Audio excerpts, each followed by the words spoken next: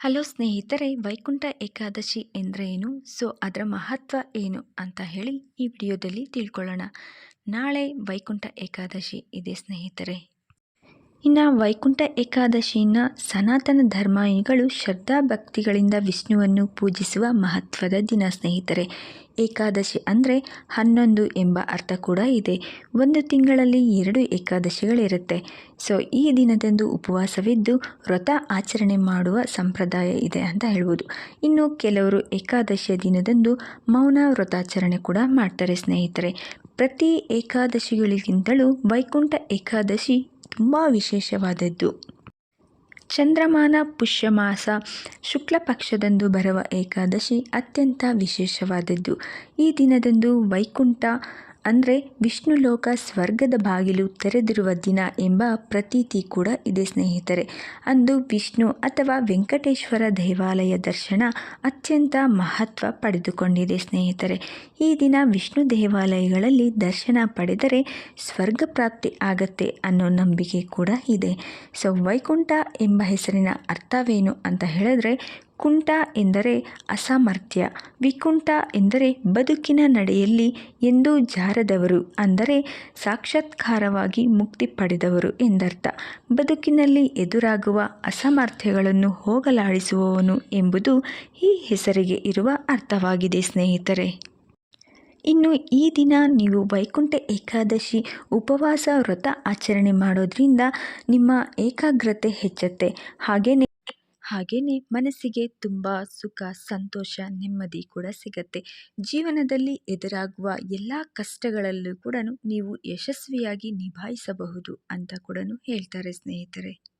ಇನ್ನು ಏಕಾದಶಿಯಲ್ಲಿ ಒಂದು ಚಿಕ್ಕ ಕತೆ ಕೂಡ ಇದೆ ಸ್ನೇಹಿತರೆ. ಅದೇನಂತ ಹೇಳಿದ್ರೆ, ನಂದಗೋಪ ಶ್ರೀಕೃಷ್ಣನ ಸಾನ್ನಿಧ್ಯದಲ್ಲಿ ಏಕಾದಶಿಯ ಉಪವಾಸ ಹಾಗೂ ದ್ವಾದಶಿಯ ಪಾರಣೆಯನ್ನು ತಪ್ಪದೆ ಆಚರಿಸುತ್ತಿದ್ದ. ಒಮ್ಮೆ ಏಕಾದಶಿ ವ್ರತ ಆಚರಿಸಿ ಮರುದಿನ ದ್ವಾದಶಿ ಸ್ವಲ್ಪ ಕಾಲ ಮಾತ್ರ ಇದ್ದುದರಿಂದ ಬೆಳಗಿನ ಜಾವಕ್ಕೆ ಮೊದಲು ಯಮುನಾ ನದಿಯಲ್ಲಿ ಸ್ನಾನಕ್ಕಿಳಿದ. ಅದು ರಾಕ್ಷಸರ ಸಂಚಾರದ ಕಾಲವಾದ್ದರಿಂದ ವರುಣದೇವನ ಸೇವಕನಾದ ರಾಕ್ಷಸ ನಂದಗೋಪನನ್ನು ವರುಣನ ಬಳಿಗೆ ಎಳೆದೊಯ್ದನು. ಇತ್ತ ನಂದನು ಎಷ್ಟು ಹೊತ್ತಾದರೂ ಸ್ಥಾನಕ್ಕೆ ಹೋದವನು ಬಾರದಿರಲು ಗೋಪಾಲ ಕುಲದವರೆಲ್ಲ ಬಲರಾಮನ ಕೃಷ್ಣನಿಗೆ ಈ ಸುದ್ದಿ ಮುಟ್ಟಿಸಿದರು. ಶ್ರೀಕೃಷ್ಣ ತಂದೆಯನ್ನು ಕರೆತರುವುದಾಗಿ ಹೇಳಿ ವರುಣಲೋಕಕ್ಕೆ ಬಂದನು. ದೇವದೇವನಾದ ಶ್ರೀಕೃಷ್ಣನಿಗೆ ನಮಿಸಿದ ವರುಣ ತನ್ನ ಸೇವಕನಿಂದಾದ ಅಪರಾಧ ಮನ್ನಿಸಬೇಕೆಂದು ಪ್ರಾರ್ಥಿಸಿದ. ಶ್ರೀಕೃಷ್ಣ ವರುಣನನ್ನು ಆಶೀರ್ವದಿಸಿ ತಂದೆಯೊಡನೆ ಗೋಕುಲಕ್ಕೆ ಹಿಂದಿರುಗಿಸಿದನು. ಇನ್ನು ನಂದಗೋಪಾಲನಿಗೆ ಪರಮಾನಂದವಾಯಿತು. ವರುಣನ ಲೋಕದ ವೈಭವ ಹಾಗೂ ತನ್ನ ಮಗಳಾದ ಶ್ರೀಕೃಷ್ಣನಿಗೆ ಸಿಕ್ಕ ಭವ್ಯ ಸ್ವಾಗತ ಮುಂತಾದವುಗಳನ್ನು ಎಳೆಯಾಗಿ ಬಣ್ಣಿಸಲಾಗಿ ಗೋಪಾಲರಿಗೆಲ್ಲ ಹೆಮ್ಮೆ ಎನಿಸಿತು.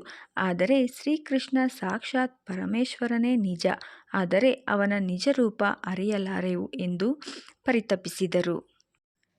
ಇದನ್ನರಿತ ಕೃಷ್ಣ ಎಲ್ಲರಿಗೂ ಯಮುನಾ ನದಿಯಲ್ಲಿದ್ದ ಬ್ರಹ್ಮಕುಂಡವೆಂಬ ಮಡುವಿನಲ್ಲಿ ಮುಳುಗಿ ಬರುವಂತೆ ತಿಳಿಸಿದ. ಕೃಷ್ಣ ಹೇಳಿದಂತೆ ಮಾಡಿದ ಅವರಿಗೆ ವೈಕುಂಠ ದರ್ಶನವಾಯಿತು. ಅವರ ಮನಸ್ಸು ತೃಪ್ತಿಯನ್ನು ಹೊಂದಿತು. ಶ್ರೀಕೃಷ್ಣನು ಪರಮದೈವನೆಂಬ ಅವರ ನಂಬಿಕೆ ಕೂಡ ಸ್ಥಿರವಾಯಿತು. ಎಲ್ಲರೂ ಧನ್ಯರಾದರು. ಬಹುಶಃ ಈ ಕಾರಣಕ್ಕೆ ಏಕಾದಶಿಯನ್ನು ವೈಕುಂಠ ಏಕಾದಶಿ ಎಂದು ಕರೀತಾರೆ ಅಂತ ಕೆಲವರಲ್ಲಿ ನಂಬಿಕೆ ಕೂಡ ಬಂದಿದೆ ಸ್ನೇಹಿತರೆ. ಈ ವಿಡಿಯೋ ಇಷ್ಟ ಆದರೆ ಲೈಕ್ ಮಾಡಿ, ಶೇರ್ ಮಾಡಿ, ಹಾಗೆ ತಪ್ಪದೆ ನನ್ನ ಚಾನಲನ್ನು ಸಬ್ಸ್ಕ್ರೈಬ್ ಮಾಡ್ಕೊಳ್ಳಿ. ವಿಡಿಯೋ ನೋಡಿದ್ದಕ್ಕಾಗಿ ತುಂಬ ಧನ್ಯವಾದಗಳು.